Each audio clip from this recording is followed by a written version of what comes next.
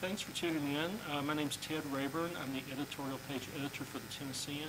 We have guests today representing Red, White, and Food campaign. Melissa Eads, I'll get her title right, Marketing and Public Relations Manager for the National Division of Kroger. Still messed it up. And Rob Eichler is the President and CEO of Tennessee Grocers and Convenience Store Association, and they're here to talk about the petition movement and the referendum for wine and food stores this November. So why don't we start? Would you like to just kind of kick it off? Sure. Well, yes, we are here today to talk about the next step in this process. You know, this has been a 7-year process to be able to sell wine in retail food stores.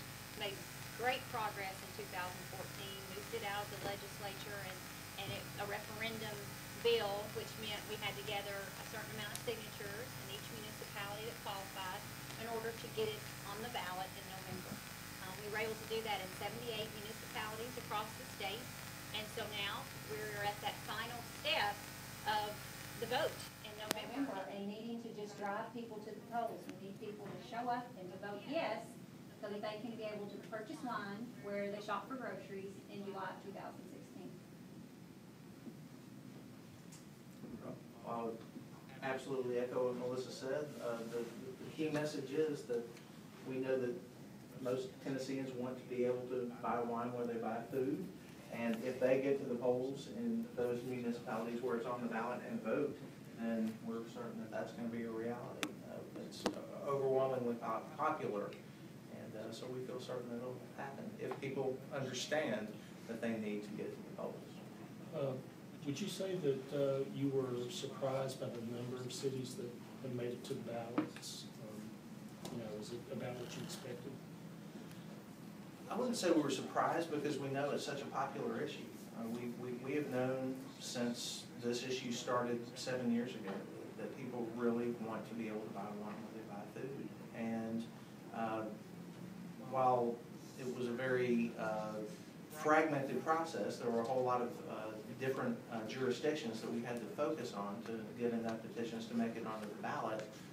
We had initially targeted a much smaller number, so we're really pleased that we were able to get 78 communities statewide.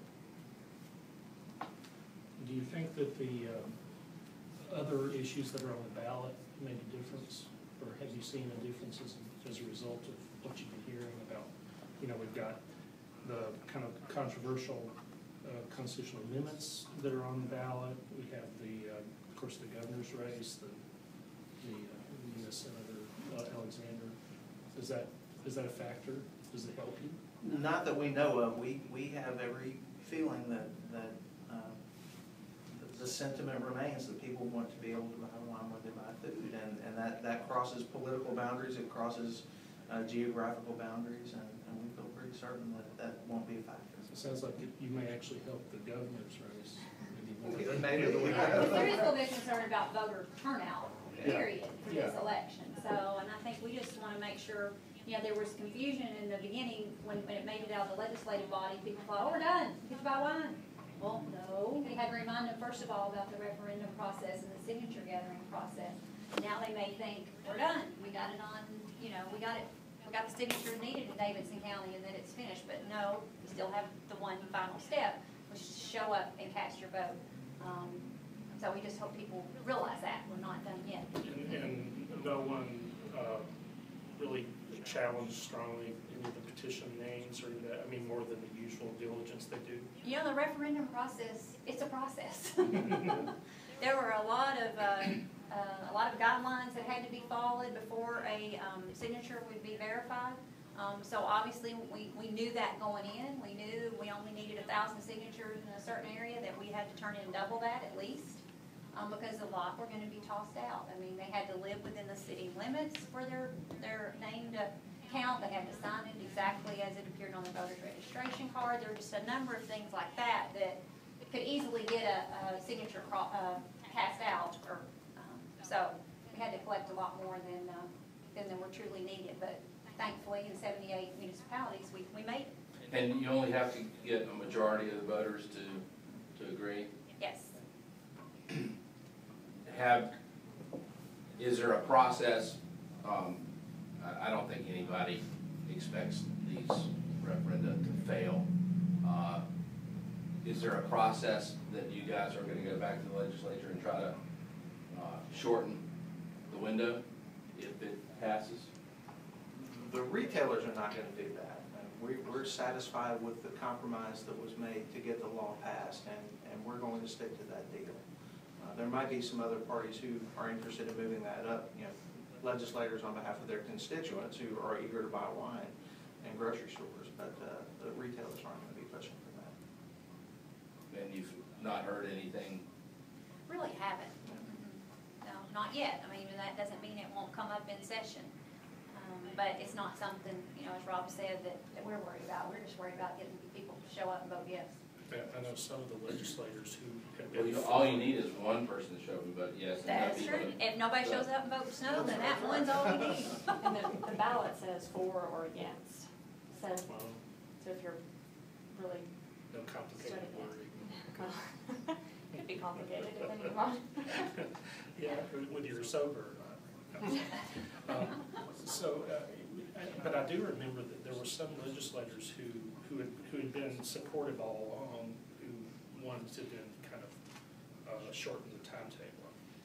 But so some of them might do it, whether or not you're Exactly. calling for it, right? Again, this process has been so long, and the people who really want this have been part of the grassroots movement. They've signed a petition, and they think it's a done deal. Some people do. And again, that's why we're here today, is to make sure that those people understand it's not a done deal. You've got to go to the polls now. Do you feel like in certain counties you might have more opposition than others? Are there particular areas of the state where you're really campaigning harder than others to get people to turn out to vote yes? We're actually hitting all pretty much equally. Okay. Focusing on each of them the same. I think there may be some little pockets where we may hear more of just a grassroots effort against it than others, but as far as we're concerned, we're pretty much focusing the Statewide. campaign the same. It's Okay. statewide and hitting all four of the major media markets. As this starts to take hold, I wonder if while there's been years of frustration about people going to the grocery store and not seeing it, I'm imagining that the next phase of frustration will be, well, I can buy it in Memphis, but I can't buy it in a grocery store out here, and Right. which store and where do I go? So do you see down the pike maybe a couple of years that going back once people seeing it that you'll see an effort to try to broaden it? I mean, we hope it passes in all 78, but if it doesn't, then we try again. And in the municipalities where we did not collect the number of signatures needed, we go back to the drawing board there as soon as possible as well. In terms of the legislature, though, would there be a push to try to eventually take this sort of voting municipality by municipality approach and go back to a statewide effort? I think the retailers are going to try to accomplish this within the framework of the compromise that was made. If legislators feel like bringing that up on behalf of their constituents and make it easier for retailers down the road, then I would imagine that they would do it within that framework. This map that you shared, so the red circles are places that would be eligible to have a referendum, but do not have a referendum scheduled in November. Is that how I read this map?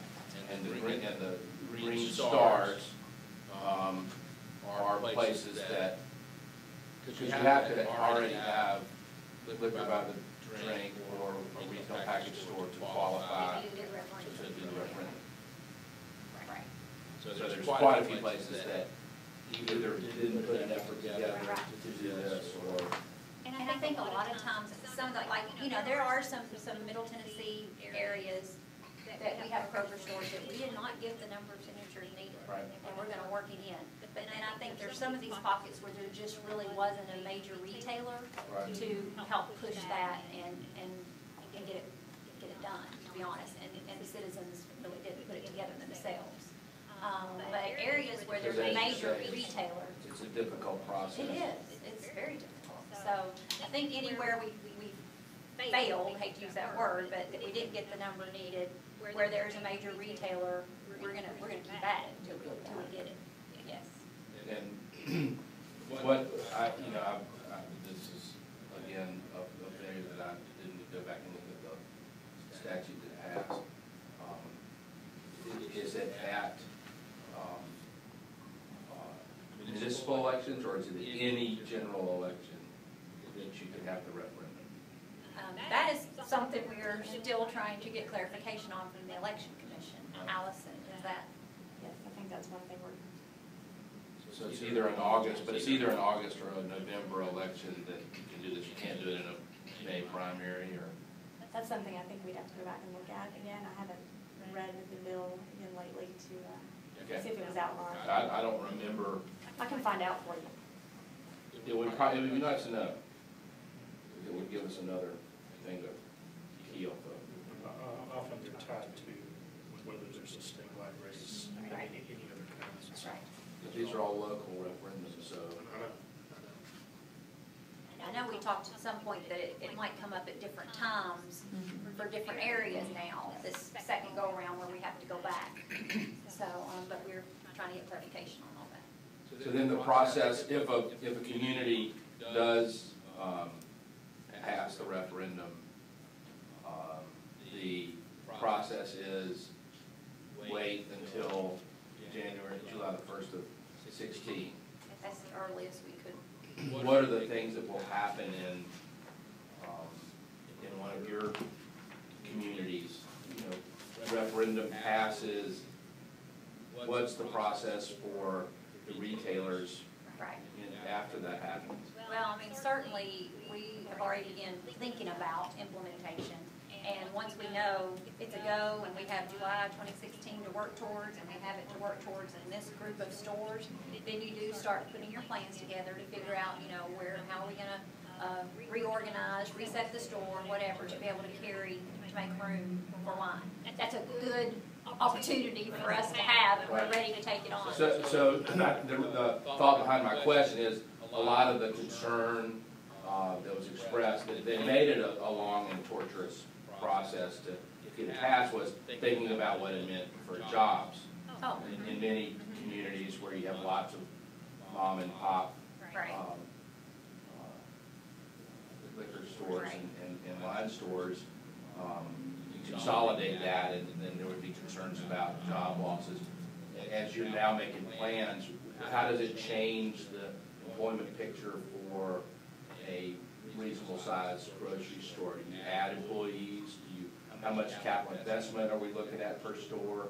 What are the things that we'll find of interest as we watch the post-referendum process? Well, it will definitely create new jobs. Of course, we are making room for wine inside our grocery environment that's already there, so it's not like opening a brand new store would be. But it will create new jobs. That would vary probably by the size of the particular store, the particular wine section in that store. But, you know, I think on average, you know, we could create 3 to 4 new jobs in each store across the state. Part-time or full-time jobs? I think it would be a combination of both, but probably more part-time than full-time, maybe 3 full-time, 2 part-time. But that is going to vary by area and by store. But that's just, and it's not just Kroger. I mean, there's a number of retailers. And then I think the good thing, you know, certainly I know we heard the jobs argument on the other side, but many of them have already implemented the ability to carry more products in their store already. They've already been able to do that as of July 1. July 1. So I think, and hopefully in a lot of instances, because of the fact that they can now sell beer and mixers and all these other things, And cocktail books. that it, you know, that maybe that job loss is not going to be, you know, as serious as was once thought, and because of the compromise that was reached, and then again, it will create jobs on the retail side, And then, on the grocery side. so the flip side of that on, for the larger grocers is, how many, on average, how many SKUs are you gonna have to drop from your inventory to accommodate the new ones? You know, not a question I can give you a specific answer to, but I can tell you, we figured this out in a lot of states. Right. And somehow we figure out how to do it, and you're not gonna realize, oh, they're carrying wine now and I don't get to get my such and such.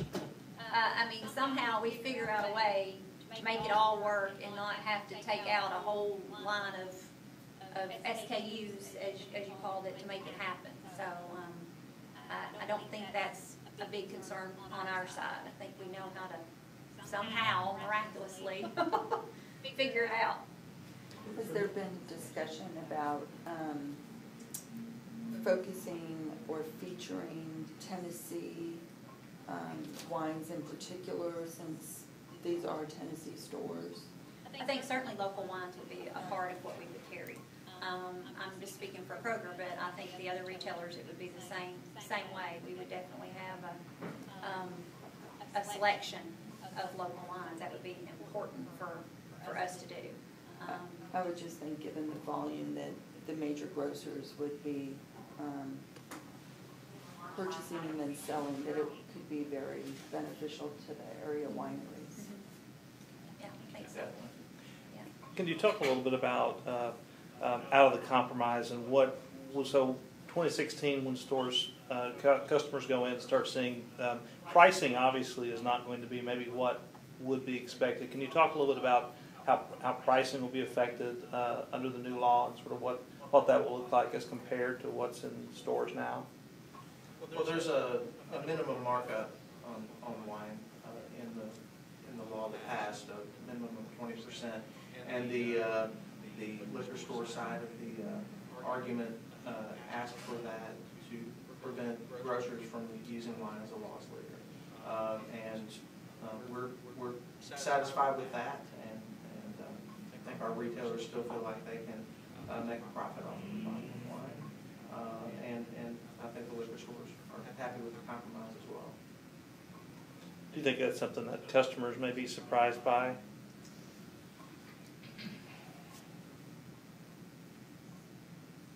Maybe in their first venture into a grocery store where they think they might be getting it a whole lot cheaper than they could at the liquor store.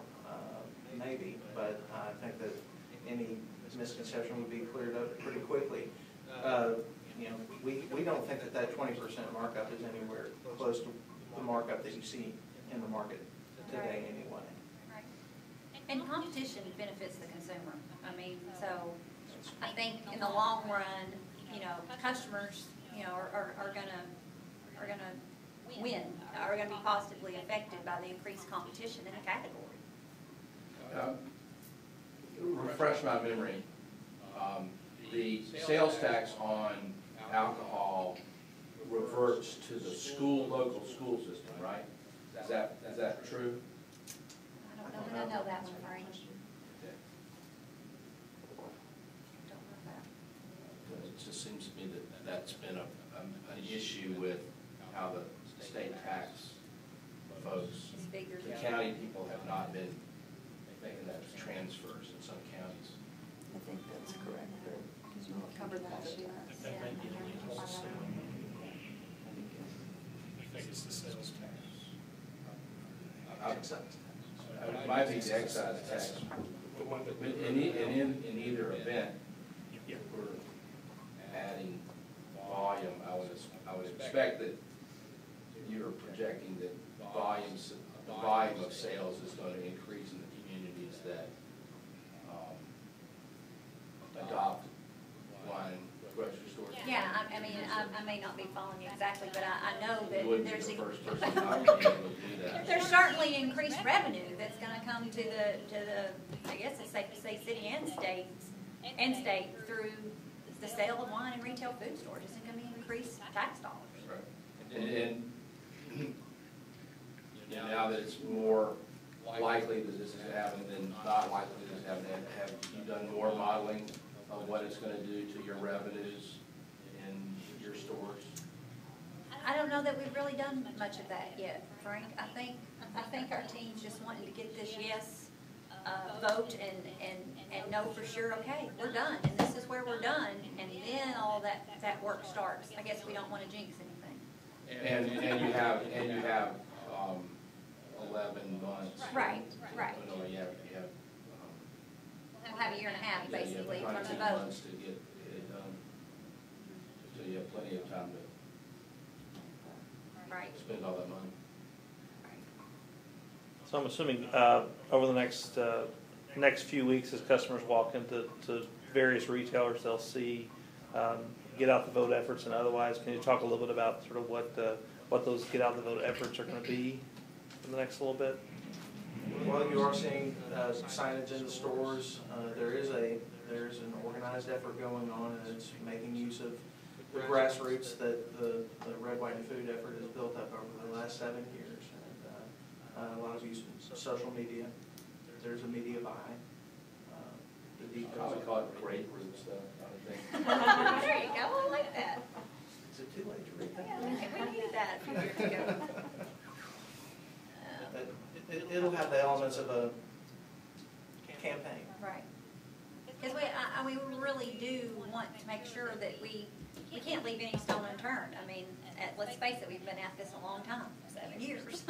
And there is that concern that people think we're done, and we're not. This is that final phase. So it is going to be an all-out blitz campaign to try to get the word out to remind folks to either early vote or show up on November 4th.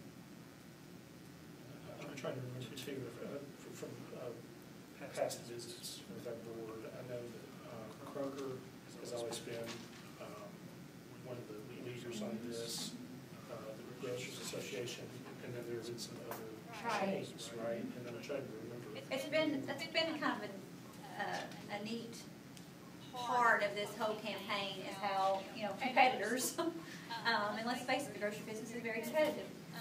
But competitors, we've all come together to work on this issue. And Kroger, Food City over in the East Tennessee area, Publix, Walmart, Milo, Food Line, some independents across the state have band together to make this happen. And it's taken that. It's not something that one of us could have done by ourselves. Was there any one that you felt kind of held out, that you were kind of disappointed in? I think some might have been a little later to the party than others, but right now we're all in there and all doing our part, so and ready to push this across the finish line. Are you giving your employees paid time off to go to the polls? Has not been talked about, Frank, but they will certainly be encouraged to be sure and vote, to not forget to cast their vote. Of course, we certainly reminded them that associates, when we were doing the referendum and collected signatures, many of them were the first to sign up, and so they will be getting the same reminders with our signage in stores and our different emails to remind them that, to be sure and take time to vote. Well, we like, at the newspapers, we try to encourage people to vote, whether there's wine Sure. at the end of it or not. Exactly, that's our civic duty, Right. yes. Our 3 staff members of the Tennessee Grocers and Convenience Store. We'll be voting. Given paid time off. There you go. That's easy. Yeah. All right, well, anything else you want to let us know? No, we just appreciate, helping us get the word out that just taking time to cast your vote is going to be important. It's been a marathon, and we're not at the finish line yet. That's our message. What has been the conversation with the various community organizations who are concerned about drunk driving and substance abuse as these referendum come up? Have y'all increased your efforts with them, and they talked to you? There's not been much, if any, organized opposition to this in this phase of the effort. I think a lot of that was hashed out over the 7 years that this was in the legislative process. And I think that the General Assembly was satisfied that this wasn't going to contribute to any of the negative consequences that people talked about. So nobody's approached you guys and raised filed concerns? I mean, no, they have not to Kroger, none that I know of with anybody else. We didn't hear from any of the unlikely groups with safety concerns during the legislative campaign, except for there was maybe some law enforcement to be early on. Right. Use this last session I think it was in back in the even- literature. Maybe The session 2 or before. 3 sessions. And the bill that passed has made carding mandatory across the board for all alcohol sales. Right. It's, anybody that sells wine is going to have certified managers, and there's a responsible vendor program that everybody who sells wine. Yes, I have noticed that all of a sudden I have to show my driver's license when I go to the wine and liquor store, whereas before I was trusted to be the age that I appear to be. Exactly. Maybe you're doing something different that makes you look younger. Right, I think I'm just suffering the consequences of legislative action. It will be interesting to see if someone tracks whether they catch more people trying to buy who are underage, whether at groceries or at liquor stores. But I don't know if anyone's going to be reporting on that. I would think it would go the other way, just because of how much stricter the liquor stores. Oh, right. We were already carding It wasn't a everybody. big problem before, and it won't be a big problem Yeah. now. We were already carding everybody, and that just continues, so. That was just one of those things that made people feel good, not accomplish. Now you're on the record. Safety. All right. Well, thank you all for coming. Thank We you. appreciate it, and we appreciate everyone for tuning in today. My name is Ted Rayburn, the editorial board of the Tennessean.